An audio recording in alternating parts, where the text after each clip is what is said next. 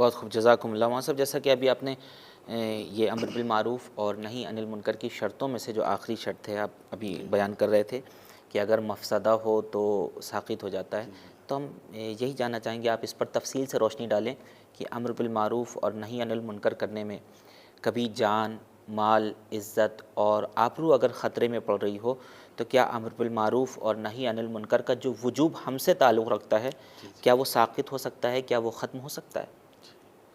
دیکھیے، میں اس سلسلے میں عرض کروں کہ واجبات میں اہم اور مہم ہیں، جی اسی طریقے سے محرمات میں بھی کچھ چیزیں اہم ہیں، کچھ مہم ہیں۔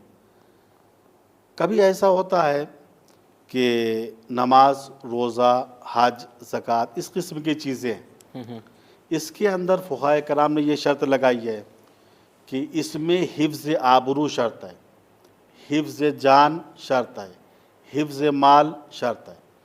لیکن کبھی ایسا ہوتا ہے کہ منکر اتنا بڑا ہے، اگر یہ منکر معاشرے میں انجام پاتا رہا اور اس پر اصرار ہوتا رہا تو خود اسلام کو خطرہ ہو جائے گا، دین اسلام مٹ جائے گا، دین اسلام میں بدعتیں ایجاد ہو جائیں گی۔ تو اب یہاں چاہے جان کا خطرہ ہو، چاہے مال کا خطرہ ہو، چاہے آبرو کا خطرہ ہو، ہم کو جاں بکف ہو کے اس وادی میں اترنا پڑے گا۔ امام حسین علیہ السلام نے جو فرمایا، اریدو ان آمر بالمعروف و انہا عن المنکر، میں چاہتا ہوں امر بالمعروف اور نہی عن منکر کروں، جبکہ آپ کو معلوم تھا اس راہ میں ہمیں جان کی قربانی دینی پڑے گی، مال کی قربانی دینی پڑے گی، جی آبرو کی قربانی دینی پڑے گی، لیکن چونکہ منکر بڑا تھا، اگر یزید جیسے انسان کی خلافت، رسول کی خلافت مان لی جاتی قیامت تک تو اسلام محو ہو جاتا، اسلام کی اصلی شکل مسخ ہو جاتی۔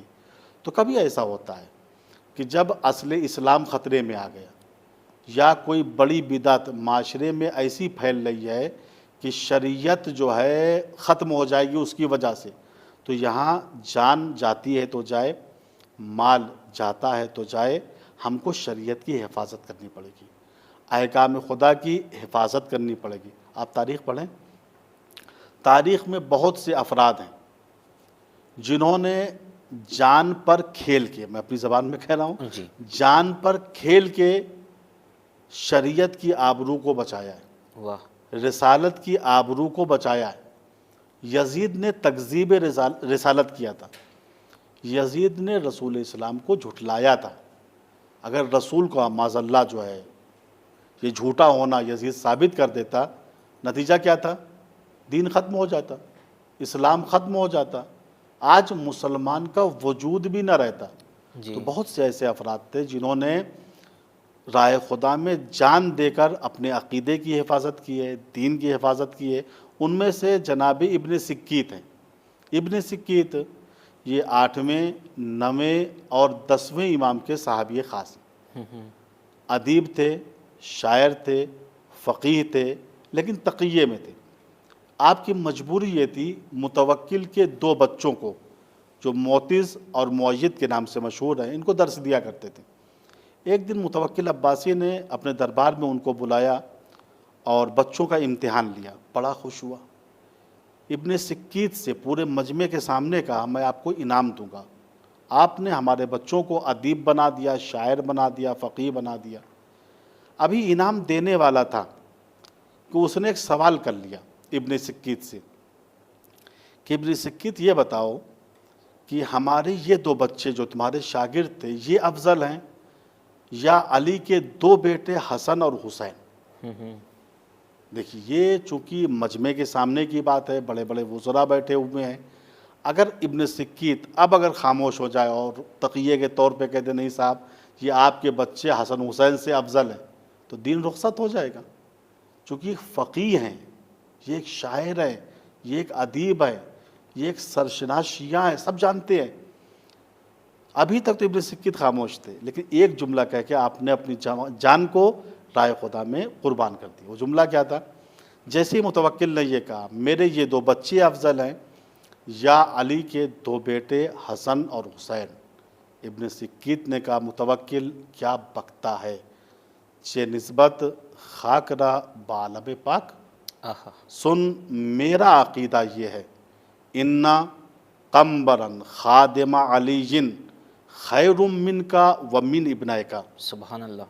کہاں تو، کہاں علی، کہاں تیرے بیٹے، کہاں حسن حسین. سن میرا عقیدہ یہ ہے، قمبر غلام علی تجھ سے اور تیری اولاد سے افضل ہے.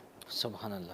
آپ نے جیسی عقیدے کا اظہار کیا، امر بالمعروف کیا، نہی از منکر کیا، ویسے متوکل کو غصہ آیا اور اس نے حکم دیا ان کے سر کو کاٹ دیا جائے. آپ نے انعام چھوڑا، جان دے دی، لیکن اپنے عقیدے کی حفاظت کی اور شجاعت سے کام لیا، امر بالمعروف کیا. چونکہ امامت سے بڑھ کے خدا اور رسول کے بعد کوئی معروف نہیں ہے. بہت خوب. طاغوت جو متوکل تھا اس کی اطاعت سے بڑھ کے کوئی منکر اس وقت نہیں تھا. اس وجہ سے آپ نے امر بالمعروف کیا، نہی از منکر کیا اور اس راہ میں اپنی جان کو قربان کر دی. جزاکم اللہ خیرہ. ماں صاحب بہت شکریہ. تو ناظرین، امر بالمعروف اور نہی انل منکر کی جو شرطیں بیان کی گئی ہیں، پہلی شرط یہ ہے کہ معروف اور منکر کو پہچانتا ہو امر بالمعروف اور نہی انل منکر کرنے والا. دوسری شرط یہ ہے کہ اسے یہ پتہ ہو جو بات کہہ رہا ہے وہ طرف مقابل کے اوپر مؤثر ہوگی، اس کا اثر بھی ہوگا، وہ اسے قبول کرے گا. تیسری بات یہ کہ اسے یہ پتہ ہو کہ جو سامنے والا کر رہا ہے طرف مقابل، وہ پہلی بار نہیں بلکہ اصرار کر رہا ہے، بار بار اس عمل کو کر رہا ہے، بار بار وہ گناہ کو اور منکر کو انجام دے رہا ہے. اگر کوئی پہلی بار کر رہا ہے تو اسے نہی انل منکر نہیں کیا جائے گا، اس کا تعلق اس سے نہیں ہوگا. چوتھی شرط اس کی یہ ہے کہ اسے امر بالمعروف اور نہی انل منکر کرنے والے کو پتہ ہو کہ جس حکم کے لیے وہ امر یا نہیں کر رہا ہے، طرف مقابل جو سامنے والا شخص ہے یہ حکم اس سے تعلق رکھتا بھی ہے یا نہیں رکھتا ہے. اور پانچویں اور آخری شرط یہ ہے کہ امر بالمعروف اور نہی انل منکر کرنے والے کو یہ پتہ ہونا چاہیے کہ اس کے اس عمل سے، اس کے اس کیریکٹر کے ذریعے سے کوئی فساد نہیں برپا ہوگا. اگر فساد برپا ہوگا تو وہ امر بالمعروف اور نہی انل منکر کا فریضہ اس پر عائد نہیں ہوگا. اور جہاں تک جو ہم نے آخری سوال مولانا صاحب سے کیا کہ جان مال عزت آبرو اگر کبھی خطرے میں پڑ جائے تو کیا امر بالمعروف اور نہی انل منکر کا وجوب ساقط ہو جاتا ہے یا نہیں، تو مولانا صاحب نے فرمایا کہ اگر منکر سراپا یزید جیسا ہو جس سے معاشرے میں اسلام کی اصل تصویر کو مسخ کرنے کی کوشش کی جائے تو اس وقت امر بالمعروف اور نہی انل منکر کا وجوب ساقط نہیں ہوتا ہے، بلکہ اس کا وجوب ہمارے اوپر کہیں زیادہ اور ہو جاتا ہے. ناظرین، آج کی گفتگو ہم یہی روکیں گے، وقت تمام ہوا. ہمیں دیجیے اجازت اس امید کے ساتھ کہ نیکسٹ ایپیسوڈ میں پھر سے ہم آپ کی خدمت میں حاضر ہو سکے. دیکھنا نہ بھولیے گا پروگرام اقوال و خطبات امام حسین علیہ الصلوۃ والسلام مدینے سے کربلا تک.